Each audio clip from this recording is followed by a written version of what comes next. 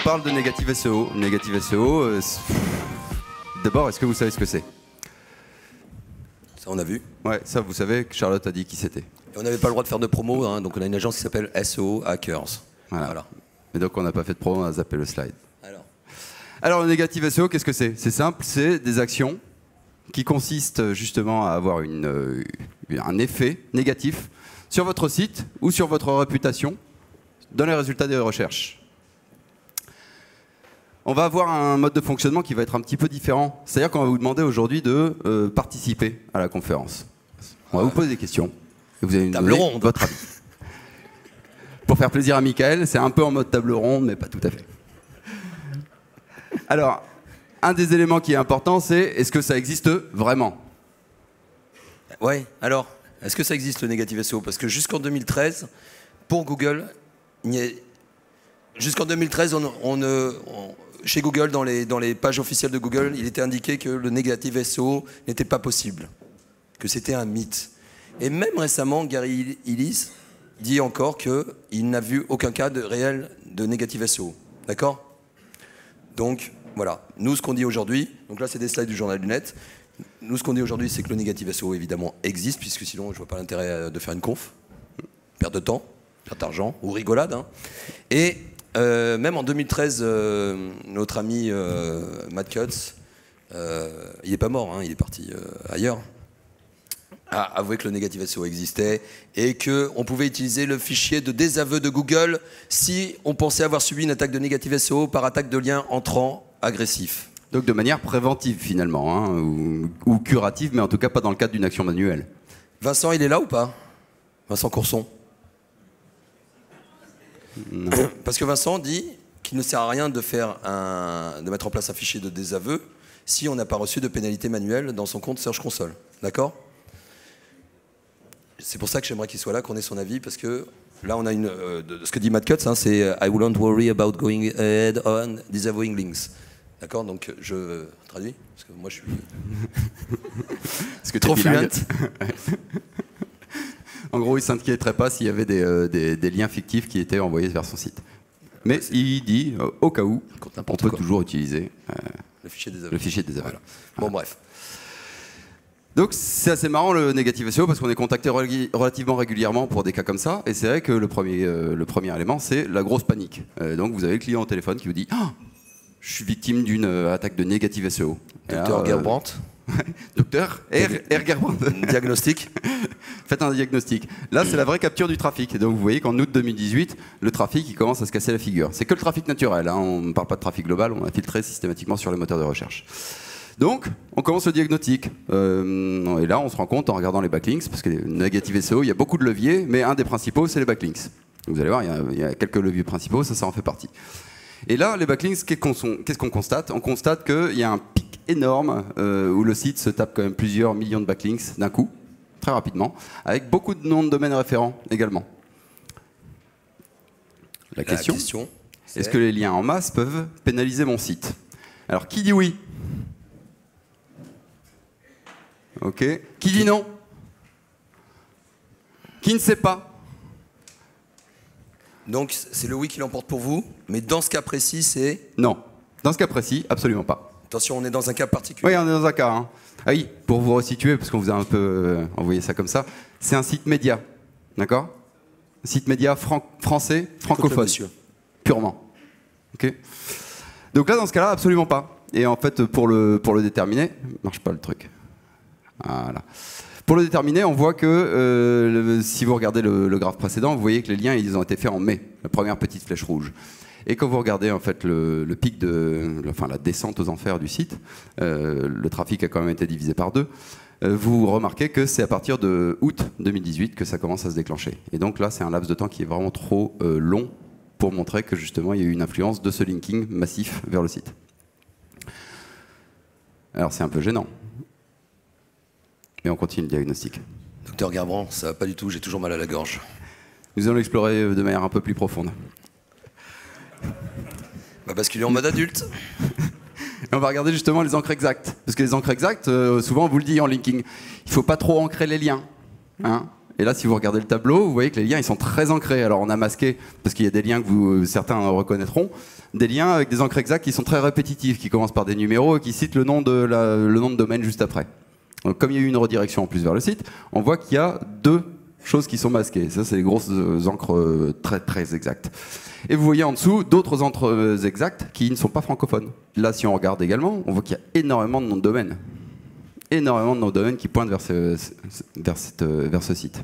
On voit aussi que ces noms de domaine, ils sont tous hébergés sur la même IP. Ah oui, regardez bien. Hop, c'est pas grave, je suis allé un petit peu vite. Hein. Ils sont tous sur la même IP, pays Suède. La question, est-ce que ces encres peuvent pénaliser le site? Qui dit oui? Qui ne sait pas? Qui dit non? Ouais, bon, en fait, vous n'êtes pas très... C'est le oui qui l'emporte, mais pas beaucoup, et c'est intéressant. Beaucoup, hein. Ouais, pas beaucoup. C'est intéressant parce que, en fait, voilà, dans ce cas-là, c'est non. C'est quoi ces encres-là? Vous les connaissez, ceux qui regardent les backlinks des sites web, qui analysent les profils des liens, les connaissent, c'est ce qu'on appelle les The Globe.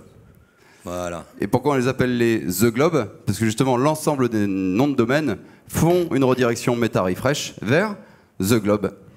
Tout simplement, theglobe.net. Et il y en a autour de 500-600 domaines comme ça, The Globe, ok? Il y a quelque temps, les référenceurs se posaient des questions sur ces encres-là. Qu'est-ce qu'il faut regarder, Mathieu? Qu'est-ce qu'il faut regarder pour savoir si ces encres-là, elles peuvent nous pénaliser finalement? La réponse est dans l'index. Et si on cherche l'encre de lien, on la trouve sur combien de sites? Un seul. Est-ce qu'un site, ça peut pénaliser un gros site comme celui-là? Aucune chance. Donc c'est pas ça. Et si c'est toujours pas ça, on va continuer. Des encres étrangères. Des encres coréennes, pour être précis. Les coréennes sont souvent assez violentes, d'ailleurs, hein, pour ceux qui savent. Les encres. Les encres, bien sûr. Les encres coréennes, quand vous êtes à la place du webmaster et que vous voyez ça le matin, première réaction. Alors vous vous dites, non, je vais regarder un peu plus loin. Et vous dites, tiens, peut-être pas tant que ça. Et là, vous voyez 218 noms de domaine référents. En moyenne, 200 noms de domaine référents. Là, tu déprimes psychologiquement. Ouais. Et là, deuxième réaction. Mais on se dit, c'est peut-être pas trop grave. Peut-être c'est des liens en rapport avec la qualité de mon site. Absolument pas. C'est pas du tout un site sur les massages. Déprime.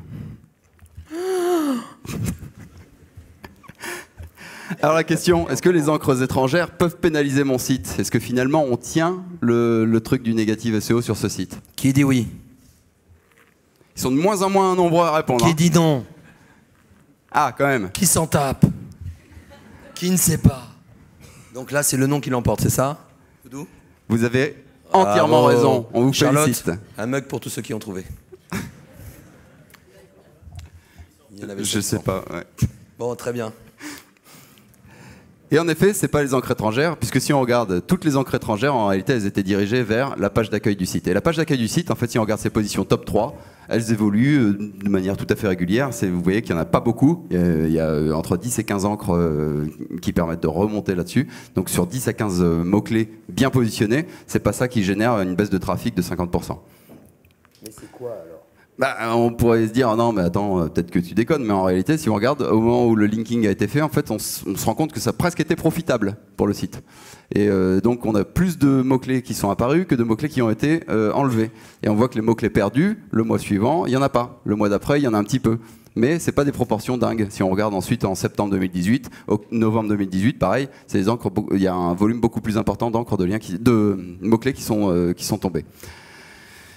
Donc si c'est pas ça non plus, c'est que c'est autre chose. Donc on se dit, bon, regardez. Et en creusant un petit peu, on remarque que le linking il est énormément dirigé vers la page d'accueil du site. Et cette page d'accueil de site, justement, ce qu'il faut savoir, c'est qu'il y a un paramètre dans les liens qui sont visés. Et vous voyez que les domaines, c'est pas non plus des petits domaines, c'est des domaines qui ont quand même une certaine notoriété. Et quand on regarde un petit peu plus loin, on se rend compte qu'il y a plus de 600 domaines référents qui font tous des liens vers la page d'accueil et que la page d'accueil n'a pas de balise canonique. Angoisse. Tout le monde sait ce que c'est une balise canonique. Qui ne sait pas? Une? Très bien. Pur. Tu t'es trompé? Non. Une balise canonique, ça permet d'indiquer quelle est l'URL de référence. Une personne honnête. Celle qu'il faut prendre en compte. Voilà. Et donc c'est une vraie rustine en cas de duplication justement, parce que quand on passe un paramètre, l'URL n'est plus la même que celle qu'on veut positionner. Alors la question, Mathieu, est-ce que oui. Ça vient de là? De la valise canonique? Ah, j'essaie de faire un truc, non, laisse tomber. Pardon. Des fois on rate. Non, mais à cette heure-ci, c'est compliqué. Est-ce que la duplication interne générée par les liens externes, les liens entrants, peut pénaliser mon site? Qui dit oui? D'accord?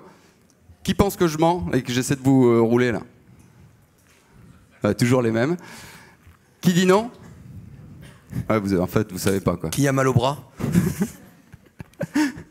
En vrai, c'est pas la duplication interne qui est générée par ça, parce que vous voyez que sur le trafic qui est généré par la page d'accueil via les résultats naturels, c'est extrêmement stable, sauf à partir de août 2018, date à laquelle le site commence à se casser la figure. Donc c'est toujours pas ça. Alors on est en droit de se demander, alors docteur... Docteur Gerbrand, c'est quoi? Je pense avoir un début d'explication. Et quand on regarde, à cette époque-là, il y a eu aussi des vagues de messages de Google qui disaient « Ah, votre site est inclus dans l'exploration Mobile First ». Très bien. Et donc cette exploration Mobile First, en quoi ça consiste? En gros, c'est le même index, hein, il n'y a pas deux index différents, c'est le même index, sauf qu'ils utilisent une simulation de mobile pour crawler le site. Donc ils vont rendre les pages comme un mobile. Et donc se baser sur les critères qui sont déterminés en navigation mobile pour positionner le site.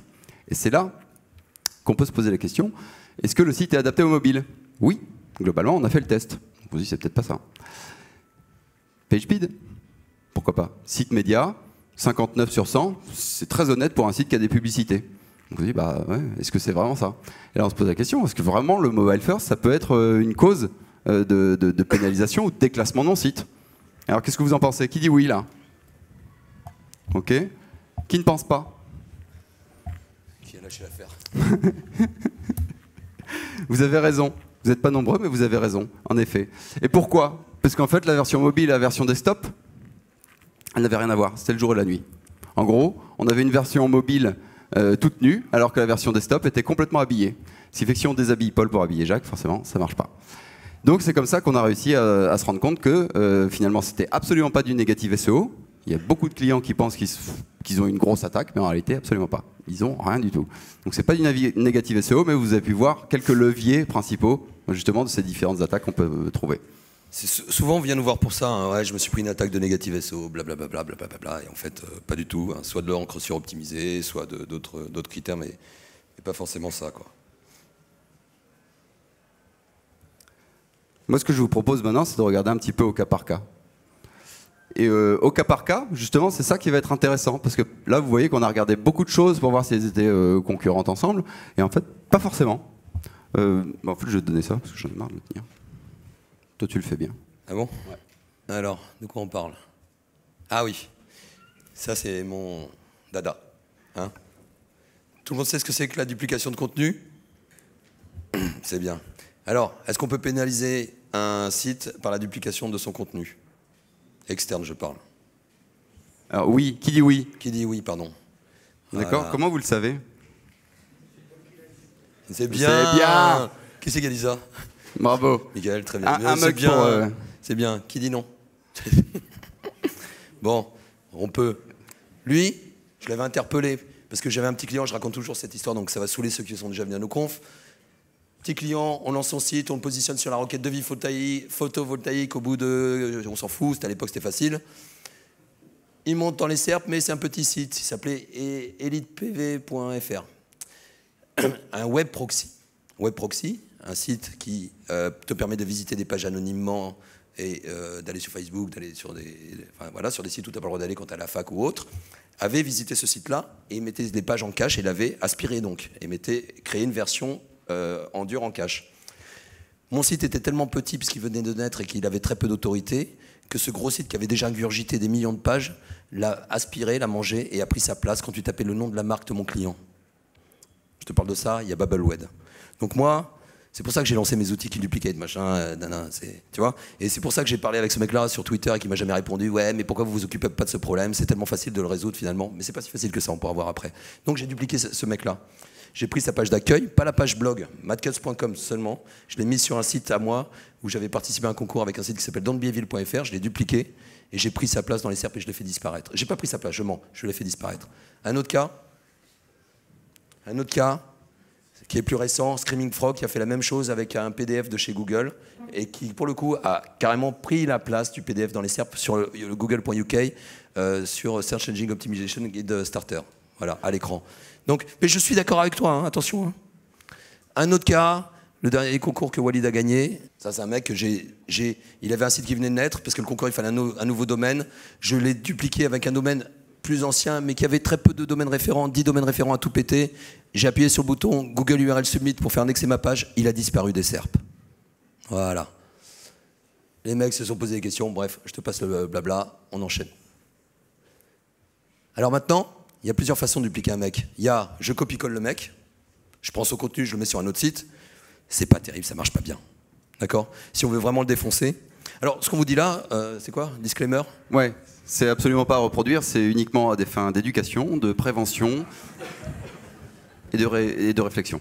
Toute rencontre fortuite. Alors, toute reproduction. C'est pas grave, c'est du PHP, mais n'importe qui y comprend. Faut pas avoir peur dès qu'on voit des dièses ou des trucs à la con. Hein.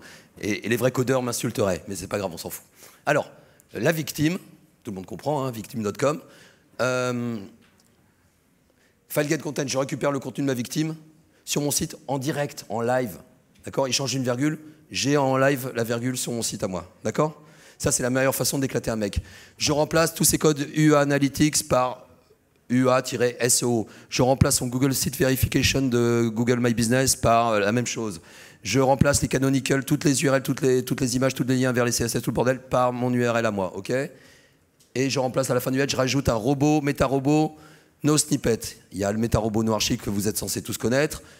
Et puis quand vous êtes un petit peu plus intéressé par la chose, vous devez connaître aussi le no snippet qui dit n'affiche pas le cache dans Google et n'affiche pas l'extrait, la description dans le snippet de la SERP. Ok? Voilà. Et Echo affiche le truc. Voilà. Et ça marche très bien pour éclater un gars. Mais le pendant de ça, c'est quoi? C'est que le mec va vous interroger avec son IP de là où est son site. D'accord? Si je te fais ça, toi, David, je le fais avec mon serveur, avec mon IP. Toi, si t'es malin, tu fais quoi? Non, tu vas m'éclater la gueule. Deux choses. Soit tu prends le contrôle de mon site, parce que tu vas voir que c'est mon IP. Donc à partir du moment où tu sais que c'est mon IP, tu peux m'afficher ce que je veux, ou me rediriger vers du chinois, ou peut-être mettre des enfin faire plein de choses, ou carrément prendre le contrôle aussi à travers la Search Console en injectant, enfin, tu vois. Voilà, il y a 15 000 façons après de niquer ce mec-là. Il faut juste le détecter. Il y en a des plus violentes aussi. Voilà, mais voilà, c'est comme ça qu'on peut faire des belles choses. Donc voilà, tout ça pour vous dire que juste le copier-coller fonctionne moins bien que ce genre de technique qui peut être assez fatal. Évidemment, quand on duplique la personne, on la duplique sur un domaine qui est censé être plus fort que le sien. Voilà. Et donc Google ne fait rien là-dessus parce que Google s'en tape. Oui. J'ai encore une question. Si vous faites ça en interne et vous avez par exemple votre propre site web et votre autre propre site web, est-ce que globalité, votre ranking des deux sites va descendre, monter ou rester pareil? Tu as la réponse à la question. Vous allez à droite? Il n'y en a qu'un des deux qui va sortir. Quand il y a deux comme ça, il y a un des deux qui prend le dessus.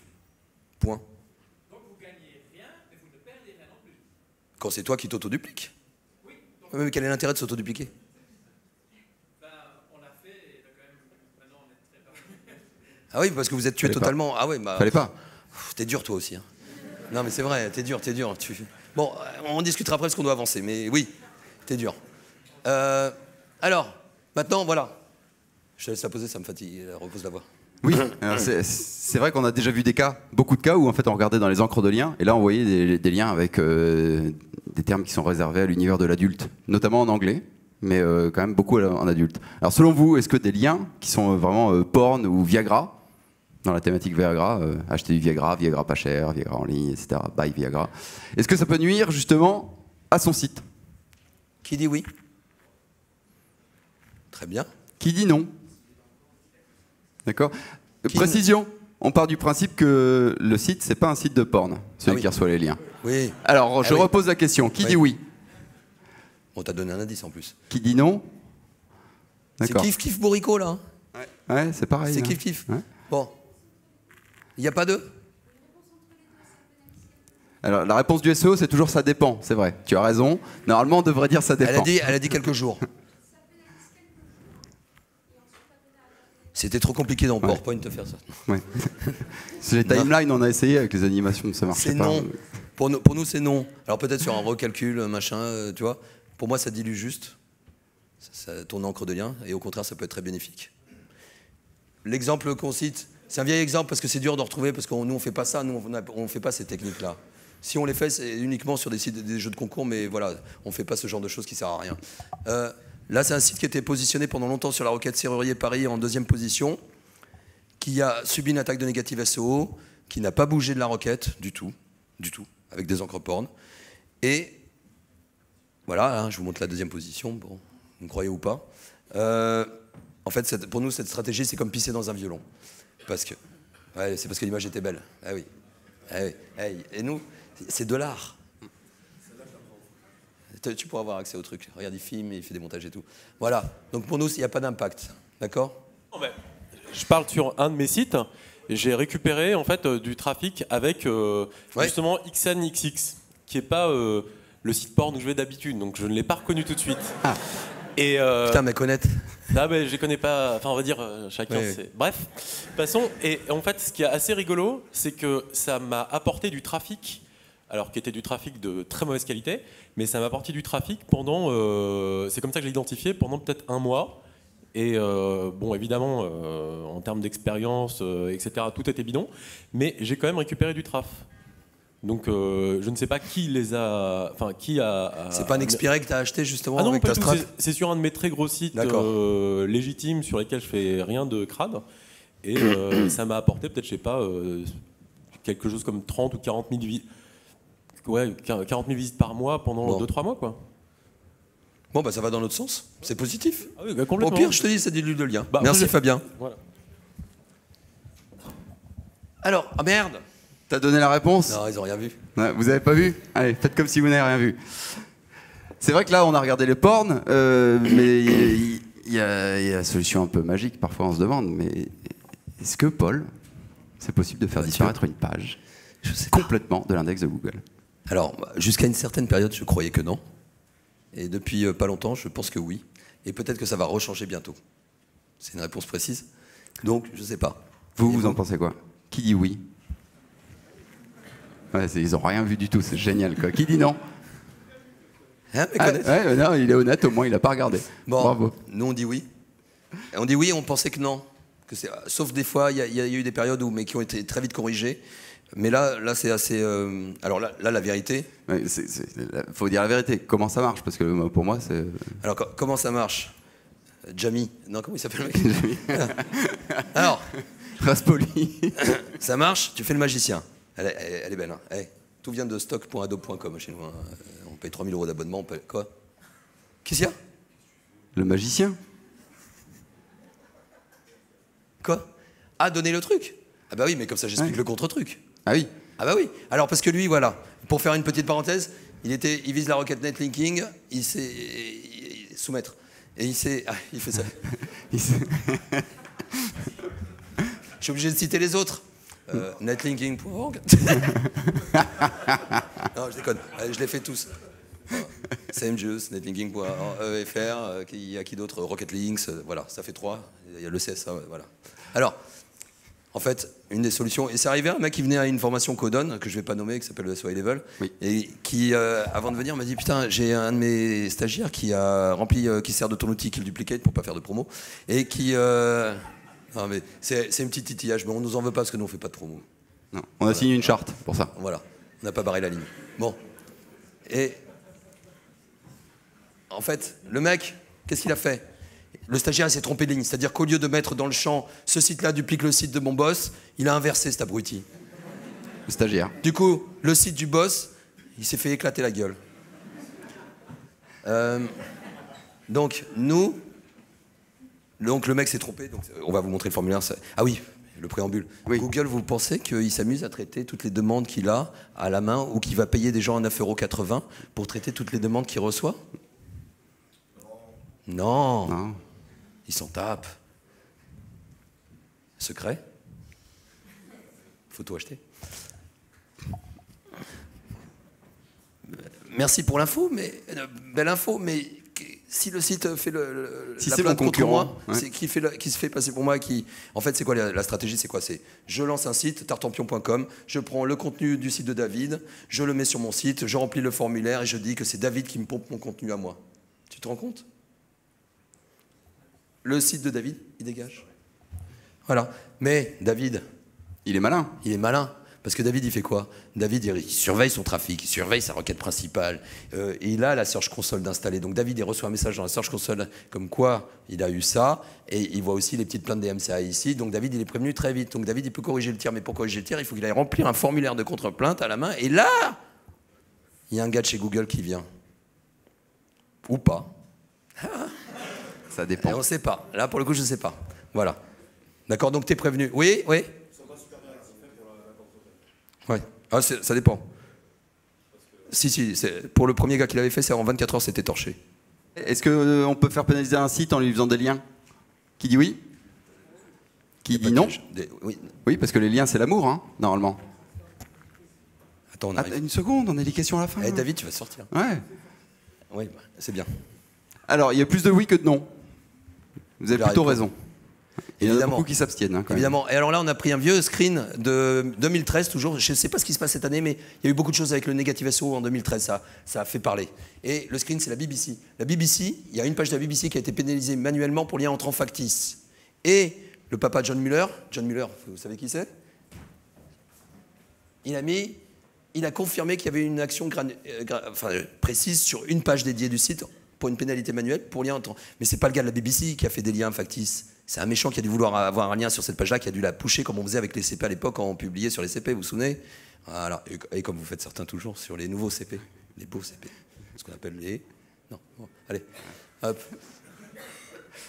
Alors du coup, on étend un petit peu, parce que certes, en faisant des liens, on a vu qu'on pouvait pénaliser un site. Est-ce qu'en faisant des liens, dit exact match, c'est-à-dire qu'on va viser une expression particulière pour propulser la page? Est-ce qu'en faisant ce type de lien, est-ce qu'on peut pénaliser un site? Qui dit oui? Ouais, et qui dit non? D'accord. Bon là, donc c'est le oui qui l'emporte. Ouais, vous avez raison. En fait, quel est le comportement? C'est le comportement de l'abuseur, c'est le comportement du gars qui va référencer son site en encre exact. Oui?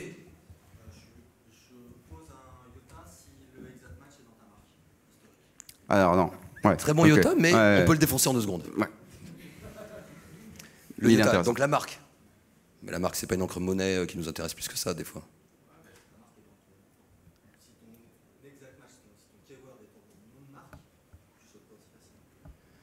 Oui, si t'es plombier.com et que t'as une encre plombier, c'est plus difficile. La baisse, ça va. On est d'accord. Mais on part du principe que vous Mais n'êtes pas petit comme ça. iota, Voilà. effectivement, il fallait le préciser. Mais oui. On avait dit qu'on se faisait plus couper, Nicolas. Bon, ça fait plaisir de te voir en tout cas. Voilà. Alors, évidemment, on va adopter le comportement normal du petit référenceur qui débute dans le métier, qui est chaud et qui veut envoyer du pâté et qui veut se faire éclater. Au bout d'un certain moment, ça passera un filtre, 2 filtres, 3 filtres, et ça finira le 15 mars à se faire éclater en pensant que c'est une attaque de Negative SEO. Ok? Voilà. On va pas épiloguer sur le sujet. Celle-là elle est intéressante quand même. Hein, Elle est parce qu'il y a intéressante. Pas mal de pénalités qu'on a vues et il y a une grosse mode là sur les domaines expirés. Et il y a certains domaines qui ont été laissés tomber justement, rendus dans le domaine public parce que justement ils ont subi une pénalité qui ne rank plus. Alors est-ce qu'une pénalité ça peut être transféré? D'un domaine à un autre. Qui dit oui? Qui dit oui? Qui dit non? Ah oui, il y a toujours un mais dans SEO. Ouais. Alors, c'est oui. Hein. Ouais. C'est oui. Moi, la première fois que je l'ai vécu, j'ai pas fait exprès. J'avais un truc qui s'appelait 9mois.fr. Il y a un magazine qui s'appelle 9mois.fr aussi. Et j'ai eu peur qu'ils m'attaquent, tout le bordel. Donc, j'ai voulu changer de domaine. Mais j'avais ce domaine, à l'époque, je l'avais spammé avec du spip, là, vous savez, en machin, sur la grossesse. Là. Et donc, j'ai changé de domaine. Je l'ai transféré avec un autre domaine qui s'appelle bb.org. Et du coup, ce domaine s'est pris la pénalité manuelle. Voilà.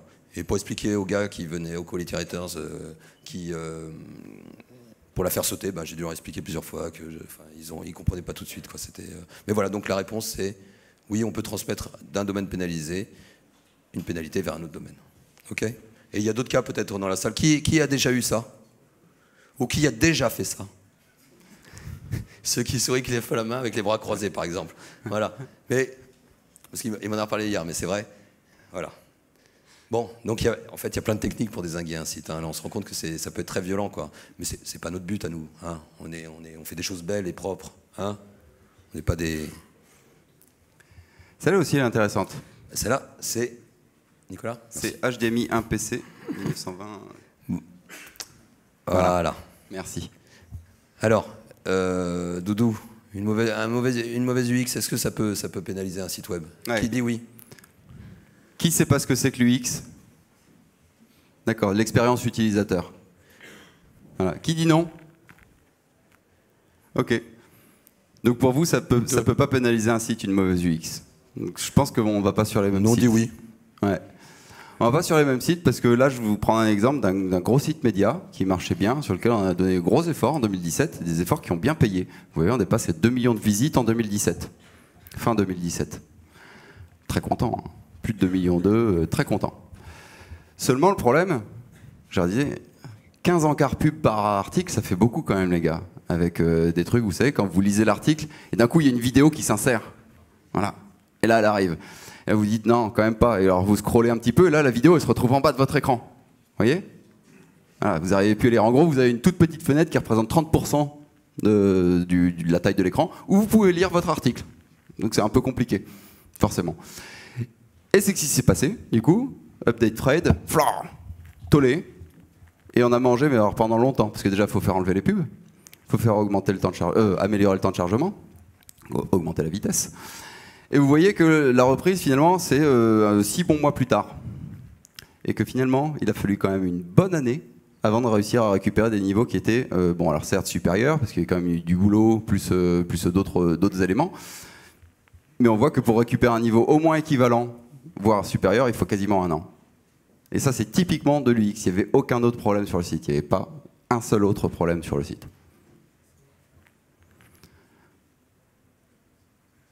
Alors, celle-là, elle est intéressante aussi. Hein. Ouais. Parce qu'on a déjà vu des liens sortants, des messages dans la Search Console pour des liens sortants, vous en avez déjà reçu. Alors, selon vous, est-ce que des liens sortants, est-ce que ça peut pénaliser votre site? Qui dit oui? Ouais. Et qui dit non? Alors, Didier Sampaolo, je suis... Ah, t'es pas SEO, toi? Non, c'est vrai. C'est pour ça. Mais Didier, lien sortant, pénalité pour lien sortant. On l'a déjà entendu plusieurs fois, quand même. Mais on peut dire que c'est pas du négatif SEO. C'est pas du négatif SEO, c'est parce que... Pourquoi Google, c'est plus facile de dire oui que non à cette question? C'est parce que tu as le contrôle sur tes liens sortants, normalement. Hein? Sauf si tu as laissé injecter, toi qui parles le code, sauf si tu as autorisé les utilisateurs à mettre du code HTML, par exemple. Mais c'est pas l'objet de ça, c'est une autre... Voilà. C'est pas l'objet. Mais comme toi, never trust mes couilles. Bon, mais... Voilà, c'est ça c'est l'exemple. Mais quand on y réfléchit, comment on peut faire, parce que ça se réfléchit, hein, comment on peut faire pour avoir des liens sortants à partir du site de Didier, je ne sais pas, ou d'un gros éditeur de site, d'un gros journal? Oui, il faut payer. Mais sans payer pour vouloir te faire du mal. Comment moi je peux faire du mal à un site web d'un concurrent, finalement, en jouant avec ses liens sortants à lui? Comment je peux faire? Elle est simple la réponse. Elle est liée au... Ouais, on n'appelle pas ça des expirés, mais c'est comme ça qu'on trouve la solution. Donc, si dès que je vois un lien sortant qui ne répond pas et qui est disponible, et que j'achète ce domaine-là, j'en fais ce que je veux sur ce domaine. Et qu'est-ce qu'il n'aime pas Google? Il y a des domaines qu'il n'aime pas ou des thématiques qu'il trouve très border. Donc si j'ai des liens sortants vers des sites, pas de porn forcément, mais plus agressifs, des médicaments interdits, vous voyez, des choses comme ça. Des contrefaçons. Ou des casinos, comme on t'avait en... On peut le dire. On peut le dire. Bon, on va le dire alors. On peut dire la source officielle. Voilà. Donc, Jérôme a eu un domaine sur lequel, donc un domaine, un Joomla qui est très hacké. Donc, il a repris ce domaine. Ce domaine avait des liens cachés qui pointaient vers des casinos. Ce domaine s'est fait pénaliser. Lui, il l'a racheté, il ne savait pas. Il a remis du contenu propre, un beau domaine, un beau nom, voilà. Et il ne se passe rien, le site ne rankait pas, jusqu'au jour où... bon, c'était... Enfin, voilà. On a vu que c'était ça. Et surtout, qu'est-ce qu'il a dit qu'il avait discuté avec Vincent? C'est toi?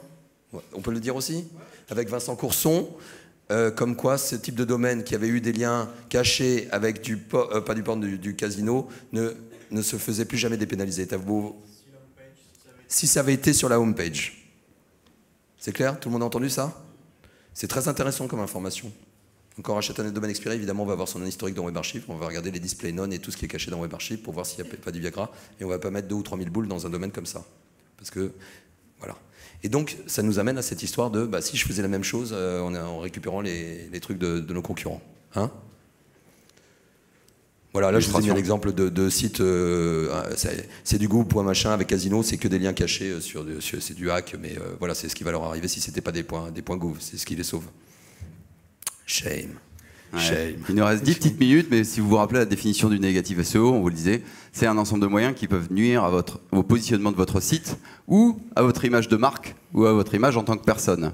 Et là, en effet, la réputation en ligne, c'est quelque chose, c'est un vrai enjeu dans le négatif SEO, parce qu'on affecte via les moteurs de recherche votre réputation. Et ça vous suit. Alors, on a mis ce screen parce qu'il y a bientôt la sortie de la dernière saison de Game of Thrones, évidemment, je crois. Hein, mais voilà, bon, là c'est quelqu'un qui nous a mis un commentaire sur mon vieux site, qui m'a mis un commentaire positif. Le problème, c'est que je le connais pas, moi. Bon, et pourquoi il a fait ça? Peut-être pour avoir plus de commentaires, machin, être crédible. Donc on s'amusait la semaine dernière à le demander la suppression auprès de Google. Bon, pour l'instant, on n'a pas de retour, on attend, hein, on a rempli le truc, et on n'a pas eu de retour. On va voir s'ils font sauter le commentaire positif, ou s'il faut qu'il y ait plusieurs mecs qui signalent comme inapproprié pour que ça saute. Je pense que si on le fait avec plusieurs comptes à plusieurs, ça va sauter, mais là, un seul compte, ça va rester. Ok ? On enchaîne sur les plombiers. Il y a des plombiers dans la salle, ou des gens qui travaillent dans la thématique, voilà, entre autres. Bon. Et ils se battent parce que c'est la guerre, et puis il y a des méchants qui changent leurs images dans leur Google My Business, qui les pourrissent, et c'est un vrai combat tous les jours pour les plombiers et les serruriers dans Google My Business pour... Qu'est-ce qui... Ok, voilà. Et pareil, un que je pensais qu'on ne pouvait plus faire, c'est le Google Suggest avec le mot-clé arnaque. Normalement, c'est filtré, ça. Là, on voit du SFAM ou du SFAM, SFR, donc là, on l'a tapé tout à l'heure, hein, juste avant de venir, hein. On a fini la presse, bien sûr, il y a un mois, mais voilà. Mais c'est pas le seul truc qu'on peut influencer. Finalement, c'est de l'influence, ça, hein, mais c'est pas le seul truc qu'on peut influencer. Il y en a un qui a été victime, là. Ouais, les résultats associés aussi, je vous laisse lire, on n'a pas besoin d'épiloguer sur le sujet, mais voilà, on peut faire des choses très négatives, donc on surveille tout ça et on peut contacter Google pour dire que c'est pas du contenu inapproprié. On enchaîne. Alors là, celle-là, elle est quand même pas mal. Il y a des gens qui se font du mal tout seuls. Des gens qui se flagellent. Alors, ne tapez pas cette requête dans Google Images, hein. Ouais. C'est hardcore, hein, pour trouver l'image. Il faut affiner un petit peu la requête, hein, sinon c'est trop dur.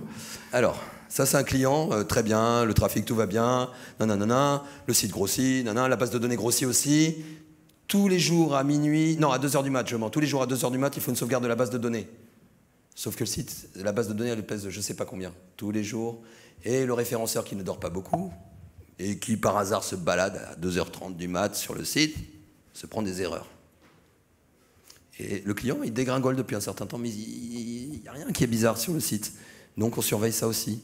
Ils ont dû migrer la sauvegarde de la base de données sur un autre serveur pour soulager celui-là qui tombait tous les jours. Et au bout d'un moment, tu envoies un signal négatif à Google. Et du coup, tu te fais du mal tout seul. Mais ce qui te donne aussi l'idée que tu peux aussi faire du mal aux autres, évidemment en ralentissant le serveur de l'autre. Voilà, hein, c'est toujours les mêmes histoires. Même régulière, finalement, ça marche. Voilà, c'était la data backup. Il y a d'autres éléments aussi. Là, on a eu l'exemple d'un site qui était complètement absent, même sur sa marque. C'est-à-dire, on tapait sa marque dans Google, même avec le .com, il ne sortait pas. C'était un site qui était en dynamic serving, donc c'est-à-dire en fonction du device, il sert la version mobile ou la version desktop ou tablette, qui fonctionnait très très bien. On le crawl, etc. Tout fonctionne bien. Compatible mobile à 100%. La canonique, elle est correcte, mais même la homepage ne ressort pas. La homepage, en fait, ne ressortait jamais. Et là, on a regardé. Du coup, on a fait le test, compatibilité mobile. Et là, ceux qui ont les meilleurs yeux dans la salle peuvent trouver tout de suite la réponse. Eh oui, mais ça, c'est fréquent. Hein. C'est fréquent. Hein. Eh oui. Donc, c'est là. C'est qui? C'est quoi? Voilà. Et que pour Googlebot, mais en plus, on a réussi à le détecter parce qu'on a utilisé l'outil. Et que maintenant, on peut aller voir les cloakings qui ne sont pas parfaitement faits grâce à ces outils-là.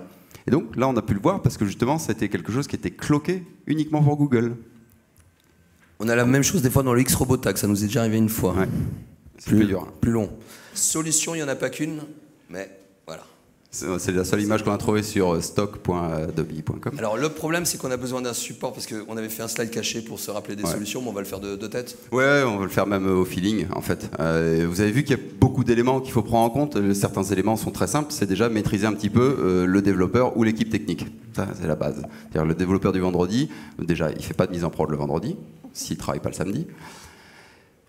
Il faut absolument maîtriser la totalité des éléments. Ne pas faire d'AB test uniquement sur Google, ou en tout cas penser à retirer. parce que si on désactive, forcément, ça désindexe. On doit également surveiller des éléments qui sont importants. Donc le contenu. On surveille son contenu. Soit on le surveille à la main, en prenant des bouts de phrases des pages principales et en les jetant dans Google et en regardant ce qui se passe, si on est toujours là, si on est toujours premier, si tout va bien, si on ne se fait pas dupliquer. Hein. Qu'est-ce qu'on va surveiller d'autre? On va surveiller le serveur, on en parlait tout à l'heure, qui va bien, que toutes les pages se chargent vite, que le serveur est toujours up tout le temps. Donc il y a des outils, hein. On peut faire la pub pour Aurélien qui a un outil qui s'appelle Oseox Monitoring. Il y en a d'autres, Up, Robot Time ou je ne sais plus quoi. Il y en a plein, vous tapez, hein, outils de monitoring de serveurs. On va surveiller les liens, évidemment. On va surveiller les liens, la progression, la vitesse où on reçoit les liens. On va surveiller les liens entrants, mais on va aussi surveiller les liens sortants. On va surveiller les encres de liens dans le temps. Qu'est-ce qu'on va surveiller d'autre, Mathieu? On va surveiller la marque. C'est-à-dire qu'on va de temps en temps, on va taper sa marque dans Google et on va essayer aussi de choper les alertes de Google. Mais on va surtout surveiller les suggestions et les recherches associées qui, elles, ne sont pas remontées dans les alertes. Donc on surveille sa marque. Évidemment, on va aussi se mettre la Search Console. Hein. Oui, bien entendu, la Search Console. On va se faire, voilà, pour surveiller les hacks. Bon, ils sont pas au top dans le hack aussi. On pourra aussi se mettre des fois des petits sites de points, monsite.com, espace, des mots-clés, Casino, Viagra, tout ce qu'on veut. Qu'est-ce qu'on avait dit d'autre? Avoir des canoniques qui fonctionnent également. Parce que les canoniques, moi je suis pas hyper fan parce que je trouve qu'on doit maîtriser son site. Par contre, c'est une vraie rustine et c'est une vraie sécurité. Donc ça, il faut absolument vérifier que vos canoniques, elles tiennent la route. Si elles ne tiennent pas la route, attention. Surveillez beaucoup vos encres de liens dans les liens entrants. Ça, c'est très important. Surveillez la provenance des liens. Les redirections. Si vous vendez des liens, faites attention également. Pas trop en vendre. Et surveillez que vos liens sortants, justement, ne soient pas des 404 non plus. Parce que ça peut être très vite repris. Enfin, oui, pas des 404 qui ne répondent pas. Qui soient pas disponibles à l'achat. On va surveiller les deux versions, du coup, la version mobile, la version des stocks, qu'elles soient bien indexables. C'est bon, c'est fini. Merci.